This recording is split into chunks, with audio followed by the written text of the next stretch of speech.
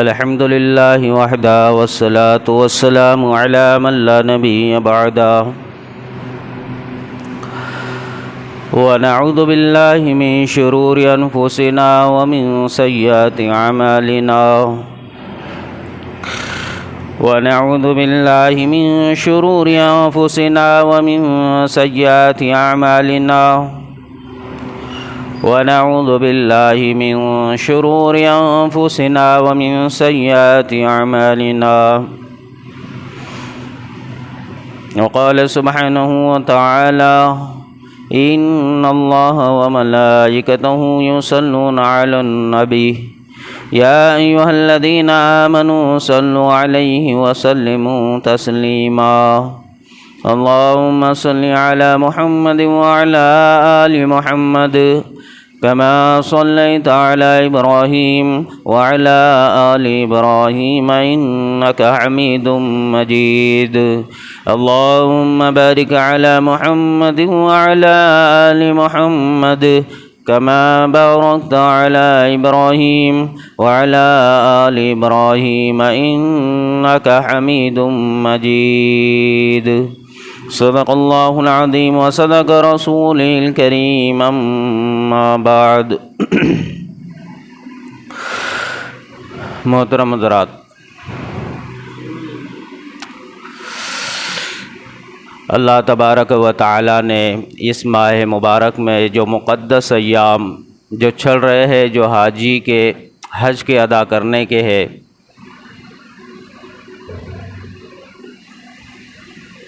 یہ مقدس اور مبارک مہینہ اور یہ دن،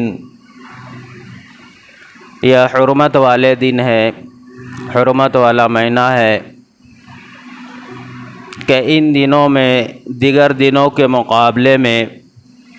اللہ نے بندوں سے فرمایا ہے کہ تم اس کا ادب اور احترام زیادہ کرو، ان ایاموں کا، ان دنوں کا تم پورا خیال رکھو کہ کہیں ان ایام اور ان دنوں میں تم سے اللہ کی نافرمانی نہ ہو، کیونکہ یہ جو ایام چل رہے ہیں اس میں اللہ نے لڑائی جھگڑا ان ساری چیزوں سے بندوں کو منع کیا ہے، روکا ہے، گالی گلوچ سے روکا ہے، فحش بے حیائی اور بری باتوں سے روکا ہے۔ یہ جو ایام ہے اس میں اللہ نے بندوں کو گناہوں کے ہر وہ چھوٹا ہو یا بڑا ہو، ہر وہ عمل، ہر وہ فعل، ہر وہ قول جس سے اللہ کی نافرمانی صادر ہوتی ہو،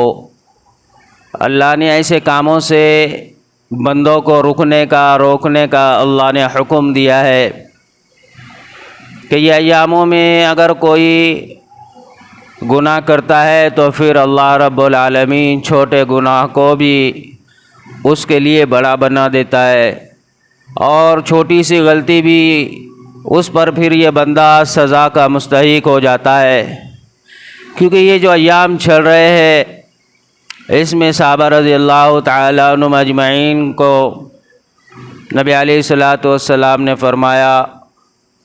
کہ ان ایاموں میں نہ جھگڑا ہے، نہ لڑائی ہے، نہ اس میں جو ہے دشمن سے کوئی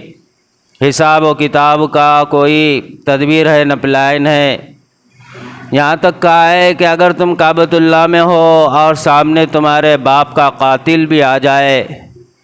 تب بھی تم اس کے ساتھ نہ لڑو، نہ اس سے بدلہ لو، نہ اس پر ہتھیار کو نکالو۔ انسان کے لیے اس کے باپ کے قاتل سے بڑا اور کون سا مجرم زمین پر ہو سکتا ہے،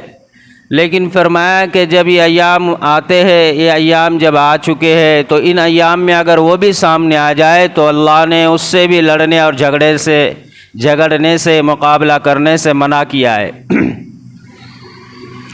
کیونکہ یہ جو ایام ہیں یہ بہت مقدس ایام ہیں، بہت مبارک ہے، برکت والے ہیں۔ ان ایاموں کے اندر اللہ بندوں کی سنتا ہے، بندوں کی دعاؤں کی طرف، بندوں کی طرف اللہ متوجہ ہوتا ہے،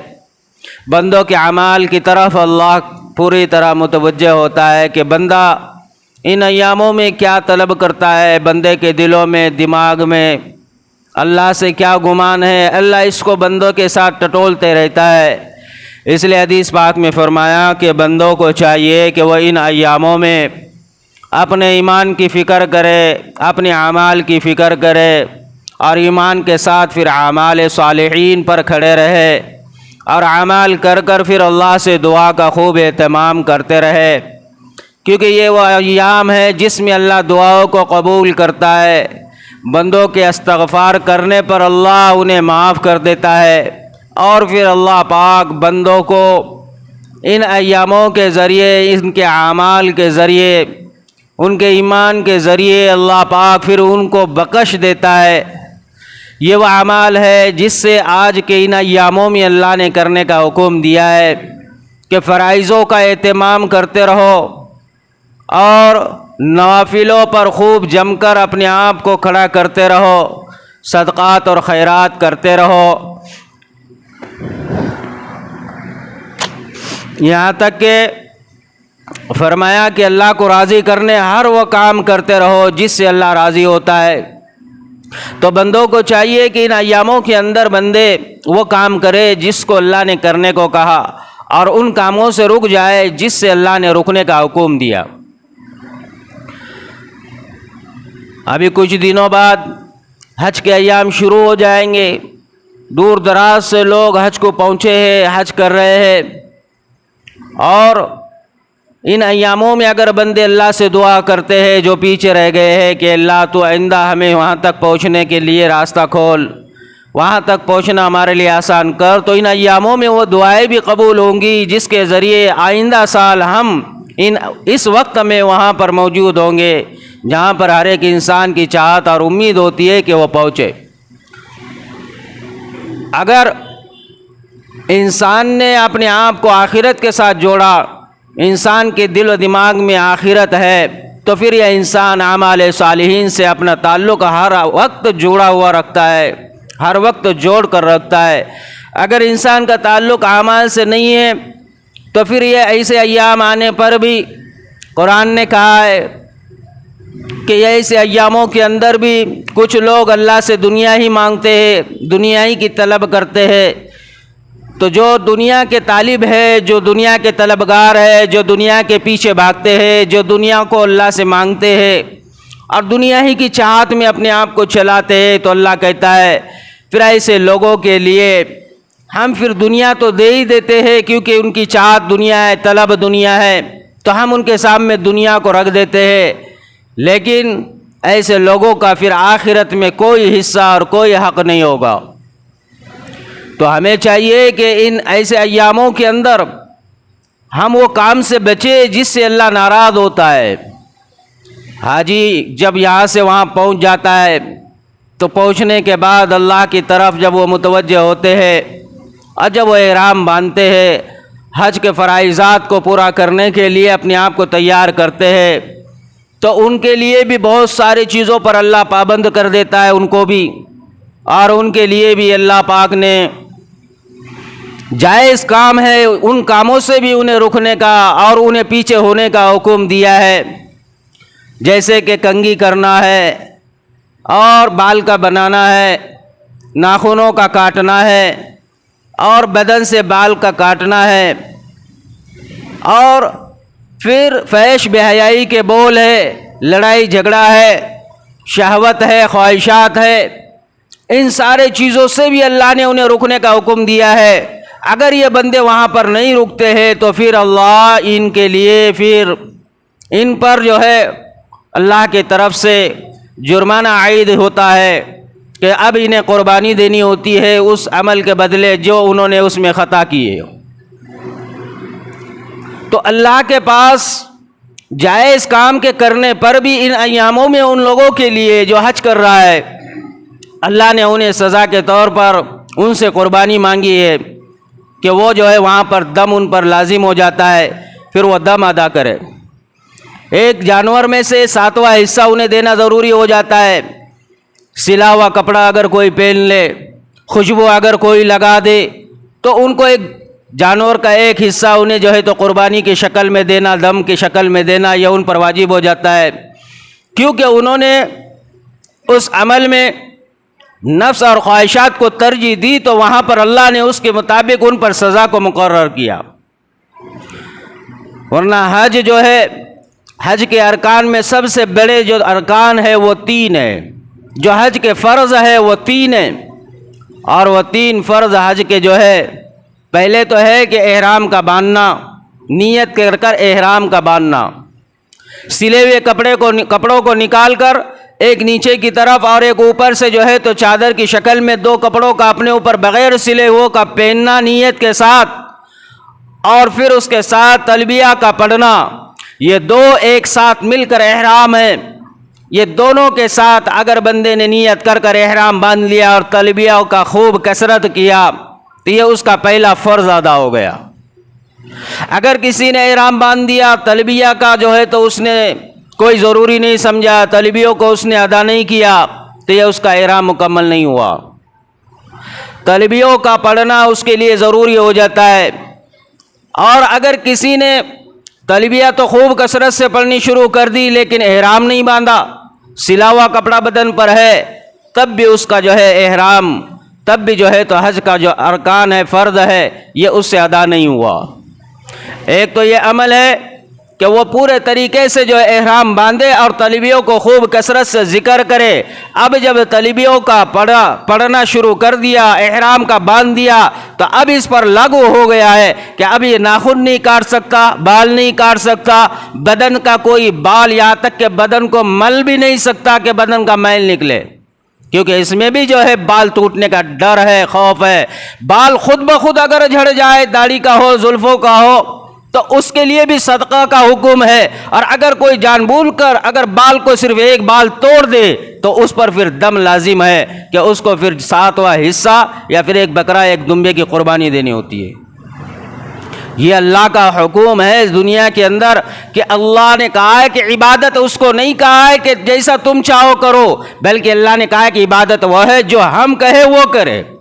جس کو ہم بتلائے وہ کرے، جیسا ہم کہے وہ اس طریقے پر کرے تو وہ عبادت ہے۔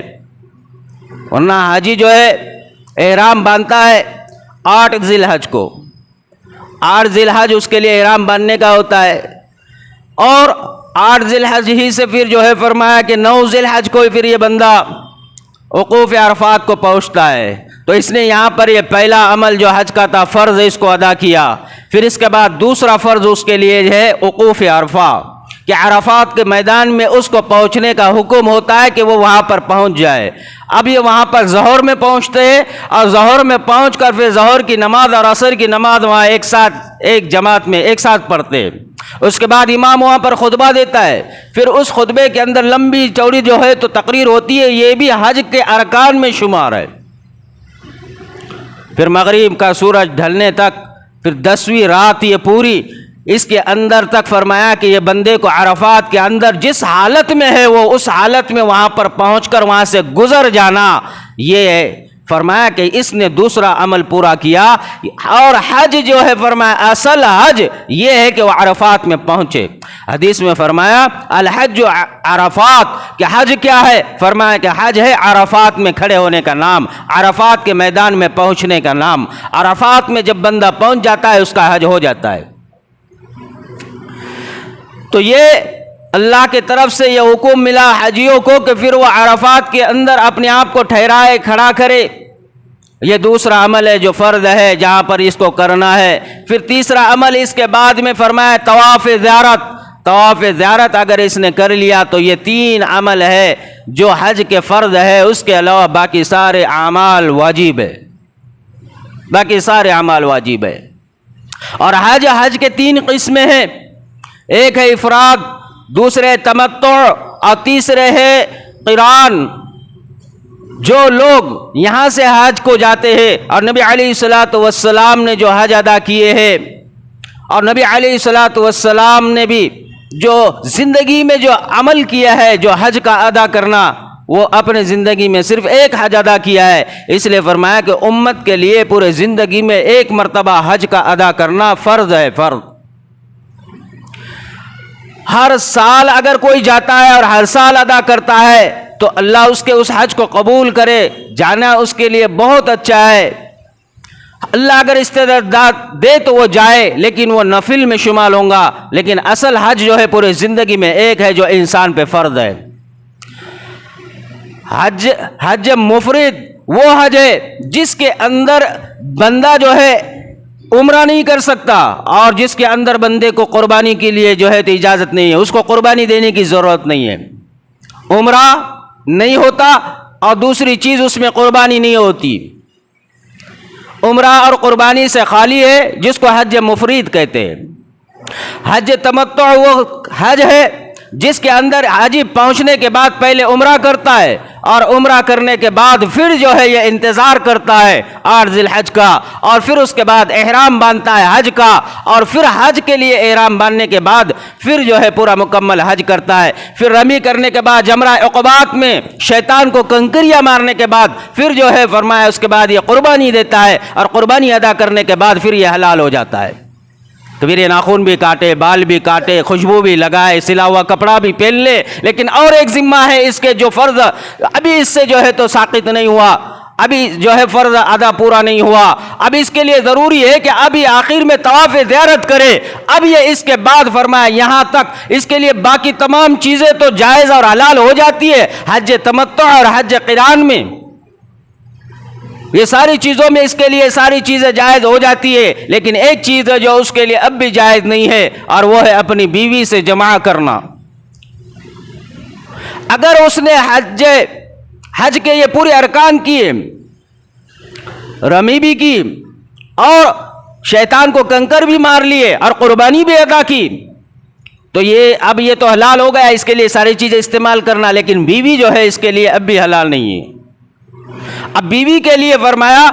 کہ یہ اس کے بعد اس کے لیے 12، 13، 10، 11، 12 یہ 3 دنوں کے اندر اس کو پوری جو ہے تو گنجائش ہے کہ یہ حج کے لیے وہ جو بچا ہوا ارکان ہے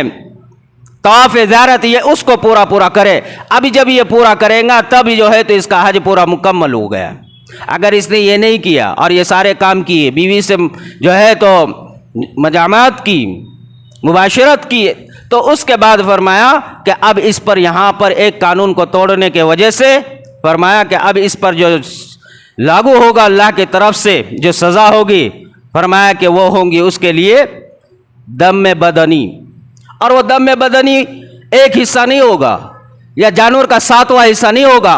بلکہ اب اس کے لیے پورا مکمل ایک جانور جو ہے اللہ کے لیے قربانی دینی ہوں گی، پورا ایک جانور۔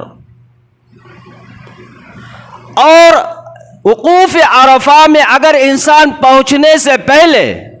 انسان نے اگر وقوف عرفہ پہنچنے سے پہلے اگر بیوی سے مجامعات کی،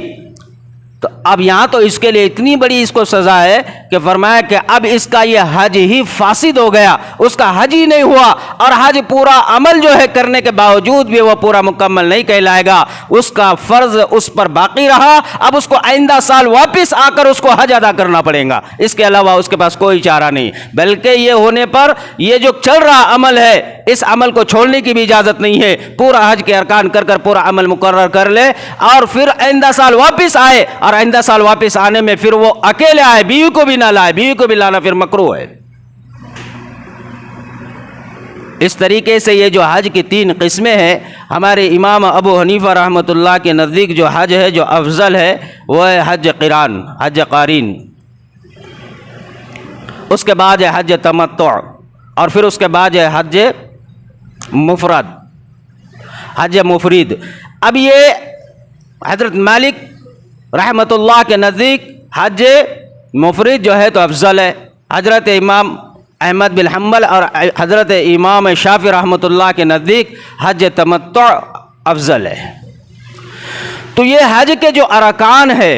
اس میں جو اللہ کو جو انسان کے اعمال جو پسند ہے وہ یہ ہے کہ اللہ کے پاس یہ بندہ دنیا کو دلوں سے نکال کر، اپنے دماغوں سے نکال کر، دنیا کی حرص اور طمع اور لالچ کو نکال کر اللہ کے دربار میں، اللہ کے پاس ان پہاڑیوں میں پہنچے، اس کا نام حج ہے۔ حضرت عائشہ رضی اللہ تعالی عنہ نے اللہ کے نبی صلی اللہ علیہ وسلم سے کہا، یا رسول اللہ یہ مرد حضرات جہاد کرتے ہیں اور یہ جہاد میں اپنے آپ کو ہر وقت آگے رکھتے ہیں، ثواب میں ہم سے زیادہ ہوتے ہیں، تو ہم عورتوں کے لیے جہاد نہیں ہے، ہمارے لیے کیا ہے؟ تو اللہ کے حبیب نے فرمایا کہ عورتوں کا جہاد حج ہے، تو وہ حج کو ادا کرے۔ ام عائشہ رضی اللہ تعالیٰ عنہ فرماتی ہے کہ اس کے بعد سے انہوں نے کبھی بھی حج کا ناغہ نہیں کیا، بلکہ ہر سال وہ حج کو جاتی۔ حضرت عمر رضی اللہ تعالیٰ عنہ کا دور خلافت آنے پر حضرت عمر رضی اللہ تعالیٰ عنہ کے مسائل بڑھ گئے اور جو ہے امت کے جو ہے کام بڑھ گئے، تو حضرت عمر رضی اللہ تعالیٰ عنہ نے میٹنگ میں حضرت عثمان رضی اللہ تعالیٰ عنہ سے اور حضرت عبد الرحمن بن عوف سے فرمایا کہ دیکھو کہیں ایسا نہ ہو کہ امہات المؤمنین کا حج کا وقت آ جائے اور وہ رہ جائے، اس لیے ہمیں چاہیے کہ حج کے لیے انہیں ساتھ جلد از جلد لے جانے کی تیاریاں کرتے رہو، کہیں ایسا نہ ہو کہ ان کی طرف سے خط آ جائے۔ اب یہ بات کر ہی رہے تھے کہ قاصد حضرت امہات المؤمنین کی طرف سے خط لے کر آیا حضرت عمر رضی اللہ تعالیٰ عنہ کے نام۔ جب حضرت عمر رضی اللہ تعالیٰ عنہ نے دیکھا تو فوراً کہا، حضرت عثمان غنی رضی اللہ تعالیٰ عنہ سے کہا، دیکھا میں نے نہیں کہا تھا کہ امہات المؤمنین یہ حج کا بالکل ناغہ نہیں کرتی، یہ یہی کہہ رہے ہیں کہ حج کی ترتیب اور تدبیر کو جو ہے تو جلدی بناؤ۔ تو یہ اللہ کے طرف سے ان لوگوں نے اپنے آپ کو حج کے لیے، اللہ کے گھر کے لیے اپنے آپ کو آگے اتنا رکھا، کیونکہ انہوں نے اپنے دل و دماغ سے مخلوق کے تعلقات کو نکال کر اللہ کے عشق اور اللہ کے محبت میں اپنے آپ کو دیوانہ بنا کر وہاں پر لے کر چلے گئے۔ لیکن میرے بھائیوں، جب انسان وہاں پہنچتا ہے اور وہاں پہنچنے کے بعد پورے ارکان پورے کر لیتا ہے اور وہاں پر جمرہ عقبات پر پہنچ کر شیطانوں کو کنکریاں مارتا ہے، تو اللہ پاک اس کے اس ایمانی کنکریوں کی طاقت اللہ کی طرف سے اتنی اللہ بڑھا دیتا ہے کہ روئے زمین کے تمام شیاطینوں کو، یہ عام انسان جو ہمارے بستی سے گیا ہوا ہے، اس کا ایک کنکر اس شیطان کو لگنے کے ساتھ ساتھ روئے زمین کے تمام شیطانوں کو چوٹیل اور زخمی بنا دیتا ہے۔ ہر زمین کا شیطان اس دن روتا ہے، چیختا ہے، چلاتا ہے، زخمی ہوتا ہے، کیونکہ ان کے اوپر جو کنکریاں ماری جاتی ہے یہ ان کو تڑپا دیتی ہے، پریشان کر دیتی ہے، زخمی کر دیتی ہے، روتے اور چیختے اور چلاتے رہتے ہیں شیاطین جس دن حاجی شیطان کو کنکریاں مارتا ہے۔ لیکن میرے بھائیوں، اللہ تبارک و تعالیٰ نے جو سب سے بڑی بنیاد چیز بتلائی ہے، ان سارے اس چیزوں کا محاسبہ جو بتلایا ہے، اللہ کے حبیب صلی اللہ علیہ وسلم نے فرمایا کہ اللہ ان میں سارے اعمال کو قبول کرتا ہے، حاجیوں کے حج کو قبول کرتا ہے، ایمان والے کی دعاؤں کو قبول کرتا ہے، ایمان والے کے اعمال کو قبول کرتا ہے، ایمان والے کے چھوٹے چھوٹے ہر چیز کو اللہ قبول کرتا ہے۔ لیکن نبی علیہ الصلوۃ والسلام نے فرمایا کہ ایمان والا احرام باندھ کر، ایمان والا تلبیہ پڑھ کر، ایمان والا تلبیہ پڑھ کر، احرام باندھ کر، طواف زیارت کر کر اور میدان عرفات میں پہنچ کر تپتی ہوئی دھوپ کے اندر کھڑے ہو کر مغرب تک دعا میں لگا رہے، اور پھر مغرب میں وہاں سے پھر اپنے آپ کو لوٹانے کا اس کو حکم ہے مزدلفہ میں، اور مزدلفہ میں جب وہ پہنچے تو اس کو وہاں مغرب پڑھنے کا حکم ہے۔ وہ مزدلفہ میں عرفہ میں سورج ڈوبنے کے بعد نکلتا ہے مزدلفہ کی اور اللہ کی طرف سے اس کو حکم یہ ہے کہ وہاں پر وہ فرض مغرب ادا نہیں کر سکتا، کر بھی دیا تو ادا نہیں ہوگی، قبول نہیں ہوگی، اس کو مزدلفہ میں ہی جا کر ادا کرنا ہوگا، راستے میں بھی ادا نہیں کر سکتا۔ اب یہ وہاں سے نکل کر مزدلفہ پہنچنے کے بعد وہاں عشاء اور مغرب پھر ساتھ میں پڑھ لیں گا، یہ اتنے سارے مجاہدے کر کر پھر دوسرے دن 10ویں تاریخ کو پھر یہ رمی کرے گا، پھر یہ جو ہے تو جمرات عقبہ پر رمی کرے گا، اور پھر اس کے بعد قربانی دے گا، پھر اس کے بعد جو ہے تو فرمایا یہ طواف زیارت کریں گا۔ لیکن اللہ کے حبیب صلی اللہ علیہ وسلم نے فرمایا کہ یہ سارے اعمال انسان جب کرتا ہے اور کرنے لگ جاتا ہے، اور کرنے بھی انسان اپنے ذات سے اپنے آپ کو آگے رکھتا ہے، لیکن اللہ فرماتا ہے کہ ان حاجیوں میں اور ان کائنات میں جو انسان چاہے وہاں یا پھر پیچھے رہنے والے، اپنے جانوروں کی قربانی دینے والے وہ، یا پھر نماز پڑھنے والے وہ، یا پھر عرفہ کے روزے رکھنے والے وہ، فرمایا کہ ایسے لوگوں میں بھی کچھ ایسے لوگ ہیں جس کو اللہ کے حبیب نے فرمایا جو 5 قسم کے ہیں، جن کے حج بھی قبول نہیں ہے، نمازیں بھی قبول نہیں ہے، دعائیں بھی قبول نہیں ہے، اور نہ ان کے نیکیاں اور نیکی کے کام ان کے قبول ہے۔ 5 قسم کے لوگ ایسے جن کے حج قبول نہیں ہے، کعبۃ اللہ میں پہنچ کر بھی حاجی کا حج قبول نہیں ہے، عرفات میں پہنچ کر بھی حاجی کا حج قبول نہیں ہے، شیطان کو کنکریاں مار کر بھی حاجی کا حج قبول نہیں ہے۔ تو کون سے 5 قسم کے لوگ ہیں؟ تو اللہ کے حبیب نے فرمایا کہ سب سے پہلا تو وہ ہے جس کا فرمایا کہ تعلق ایمان سے ہے. کہا کہ جو بندہ اللہ کے علاوہ کسی اور میں قوت اور طاقت کسی کو اختیار دے کر اس کو جو ہے اللہ کے مقام پر جس کو بٹھائے اور اللہ کے ساتھ جس کو شریک کرے، شرک کرے، فرمایا کہ اللہ اس کے اس فعل پر، اس کے اس عمل پر، اس کے اس نیت پر اللہ فرماتا ہے کہ ایسوں کا بھی اللہ حج قبول نہیں کرتا. کون سا شرک؟ فرمایا کہ شرک وہ ہے جو یہ سوچے کہ فلاں انسان کے علاوہ فلاں بزرگ، فلاں پیر، فلاں بابا اور فلاں لوگ اور فلاں یہ مجھے دیکھتے ہیں، میرے کاروبار کو وہاں سے دیکھتے ہیں اور یہ ان کی نگرانی میرے اوپر ہے، میرے کام اور میری ضرورتوں کو یہ سمجھتے ہیں اور یہ میرے نفع اور نقصان کو سمجھ کر میرے نقصان کو نفع میں بدلتے ہیں، میرے روزی کو بڑھا دیتے ہیں اور میرے مشکلیں اور میرے پریشانیاں اور میرے بیماریوں کو دور کر دیتے ہیں اور مجھے اولادیں دے دیتے ہیں. ایسے گمان رکھ کر بھی اگر انسان وہاں پہنچتا ہے تو ایسوں کا حج قبول نہیں ہوتا. ایسا انسان اگر یہاں قربانی دے تو اس کی قربانی قبول نہیں ہوتی. ایسا انسان اگر ایسے ایاموں کے اندر خوب جو ہے تو تکبیر تشریق پڑھتا رہے، اس کے وہ قبول نہیں کی جاتی، کیونکہ اس کا عمل یہ شرک والا ہے. اللہ کے ساتھ کسی اور کو شریک کر لینا، اللہ کے ساتھ کسی اور کے اندر اللہ کے اختیارات کسی بندے میں یا مخلوق کے اندر تقسیم کر دینا، نفع نقصان اور حاجت روا اور مشکل کشا کسی کو سمجھنا اور کسی سے امیدیں ماننا کہ یہ مجھے دیکھتے ہیں، سنتے ہیں، سمجھتے ہیں اور وہاں سے بیٹھ کر میرے مسائلوں کو جانتے ہیں اور میرے مسائل ان کے ذریعے سے جو ہے تو حل ہوتے ہیں، یہ گمان رکھ کر اگر کوئی پہنچے تو اللہ کے حبیب نے فرمایا کہ ایسوں کا حج قبول نہیں ہوتا. تو ہمیں چاہیے کہ ہم اللہ کے ساتھ کسی کو شریک نہ کریں، کیونکہ اللہ وہ ذات اور وہ قادر